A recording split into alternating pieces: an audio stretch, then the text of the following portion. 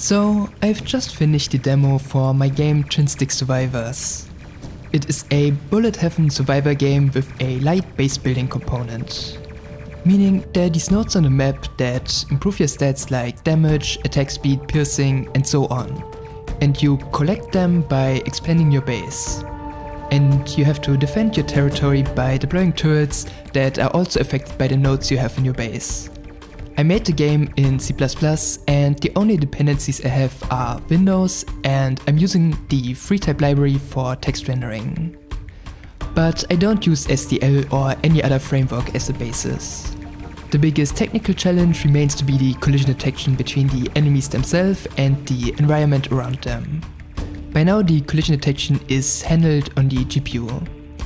The map is divided into very small grid cells that are about the size of one enemy. And doing this on the GPU allows me to basically calculate the collisions for each cell at the same time.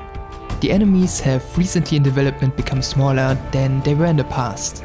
So now there can be over 10,000 enemies on the map at the same time. But I'm not rendering them individually anymore. Instead, when they are close together, they just merge into one big blob of enemies.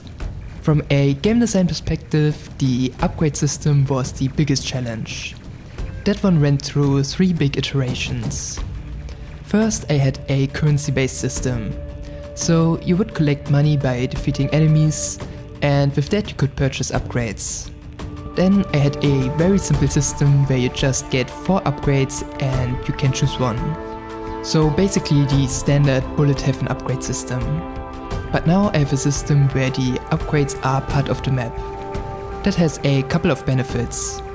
First of all, the game doesn't pause anymore when you would normally select an upgrade. That has bothered me before, that you were playing the game and there was a lot of action on the screen and then it would just stop for you to pick an upgrade. That always broke the flow a little bit. Then by having them part of the map, it makes the layout of the map way more meaningful. Since you have to decide in which direction towards which upgrades you want to expand your base. There are legendary upgrades on the map that give you a bigger bonus the earlier you get to it. For example, there is one that lets you shoot an additional projectile when you capture the upgrade, and one more every 5 minutes thereafter. So the earlier you get to it, the more projectiles you can shoot at the end of the game. So if you want to try out the demo, it is part of Steam Next Fest and available now. I'll put the link in the description. Any feedback you might have about the game is highly appreciated. So thank you for watching and see you next time.